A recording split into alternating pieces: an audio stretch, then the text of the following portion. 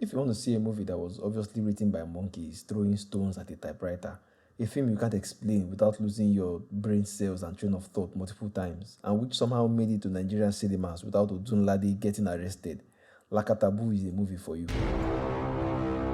Lakatabu is a 2-hour movie written and directed by Odunlade Adekola that could have been a YouTube short. It's filled with vacuous scenes and violence that do nothing to serve the story.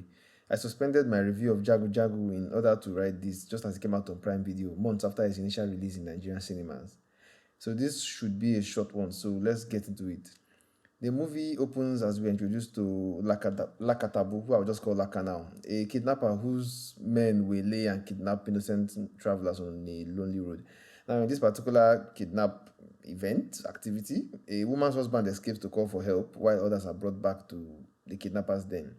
Laka appraises the woman later that night. She's somehow also tied up. She's tied up for a reason that nobody actually explains, and he becomes angry that she's being offered to him by his men when she's on her period, and so he kills his own man out of, I don't know, anger, I guess.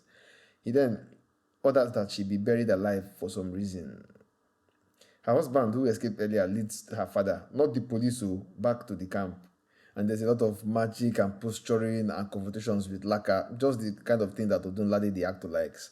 But the man ends up being made to appear in front of his speeding car on the expressway and he's killed instantly. Okay, so that entire storyline is done. It was just to show us that Laka was a bloodthirsty and powerful guy. He also does one thing I found very annoying, where he keeps wasting our bloody time by showing him having intercourse with women and killing them, basically just shooting them in the head immediately afterwards. I don't know why. Is it a fetish thing? I don't know. Also, nobody ever asked for a ransom for these victims, so I don't really know why this is happening. It just pisses me off so much. Like, why are they here? You just bring them and you just begin to kill. 20 minutes into the movie, they accost the car on the road intending to kidnap the couple. But it turns out that the driver, a prince, is fortified with bulletproof.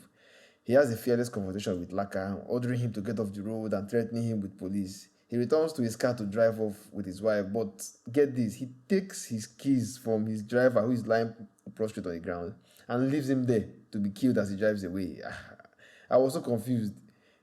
Anyway, in the car, he tells his wife that they are going to a police station. And he turns off the road and ends up in the kidnapper's den. Like, I was really confused. Is he mad or is this part of the plan? Like, a moment ago, he was going to the police station. So, what is he doing here? But nope, it's not part of the plan because Laka is also obviously shocked when he returns and meets the prince in his den. But the prince also seems to think he's in the police station and keeps ordering a robber there to arrest Laka as if the robber were a police officer. It was honestly so confusing. I had to rewind to make sure I didn't miss a scene. Did they forget to shoot some scenes? Why does he think he's in a police station? Like, did monkeys write this script? Why is this happening? Well, even though the prince is bulletproof, he's not slap proof, so they slap him around like fufu and throw him into his cell. They test their gun on him later again, but the bullets don't work and they see. Honestly, they just need to ban these Yoruba movies now. This silly thing where everybody is bulletproof with the bulletproof charm, I don't think it's serving any purpose anymore. Like, I'm begging, please let people be killable. Please. Write something else to preserve your character's life. They should survive by their wits or by luck. But this everybody we wearing with a bulletproof charm in a movie where everybody is also in a suit and driving German cars just does not seem to work for me anymore.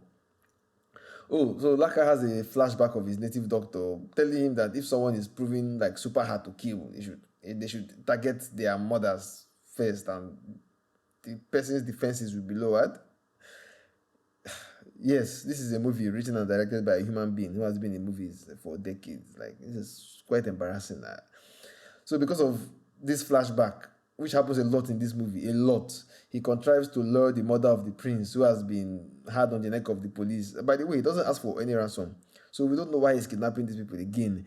The woman runs out of the house to the location without her husband, the king, knowing, and without also informing the police.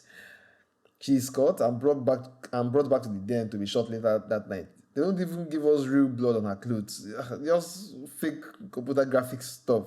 The prince, who is distraught, is shot and killed immediately. Again, why is this important? Like, this movie is 50 minutes gone. It's a 2 hour, 10 minutes movie. 15 minutes is gone and I don't really know what it is that we are doing.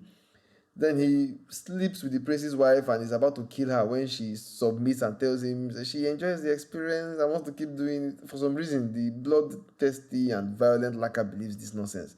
The body of the queen and prince are abandoned on the road for the police to discover later. And what is that one doing? Is that what they told him to act? Why so dramatic? Meanwhile, in town, the father of the prince has contracted another kidnapper to find out who kidnapped and killed his son and bring him to justice. This whole sequence is very messy and badly shot, but let me just try to explain it. The king asks a kidnapper to find his son's killers, so the new kidnapper goes to a medicine man who shows him some cutlasses that he must use to kill Laka. But you can forget all about these cutlasses because they are never shown again in this movie or used. So this whole thing has just been a waste of our time. The kidnapper then, because he doesn't know exactly where Laka is, kidnaps a policeman to show them Laka's location, but kills the policeman on the way before they actually arrive at the location when they are still like 40 minutes away. Then the policeman's wife reports the policeman's kidnap to the police inspector who warns Laka that they are coming. So the police and Laka are in cahoots somehow. Yeah, of course. That's why the man knows his location. So Laka is expecting this new kidnapper enemy when they finally arrive. Obviously, his guns don't work on Laka because, this is a movie where guns never work. And that whole special cutlass thing is never brought up. Laka then subdues him and extracts the identity of who sent him, which is basically the king.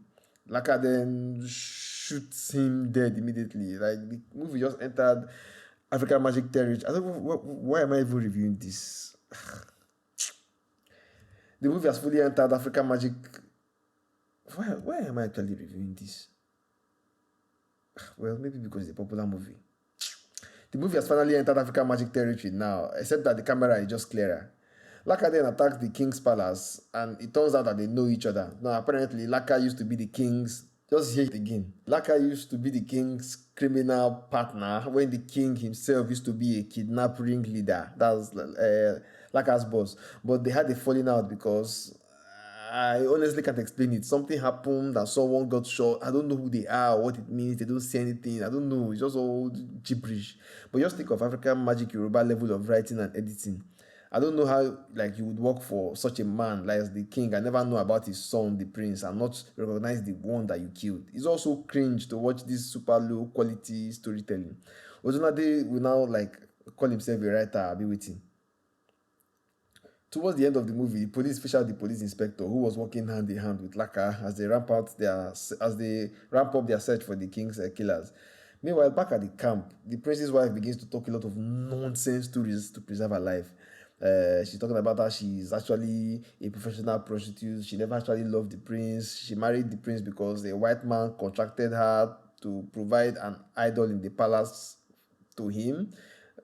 Apparently, there's an idol in the palace that is worth $150 million, and the white man asked her to marry the prince in order to get it.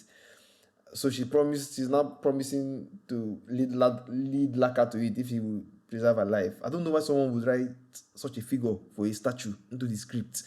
Is Odunlade mad? $150 million. What costs $150 million?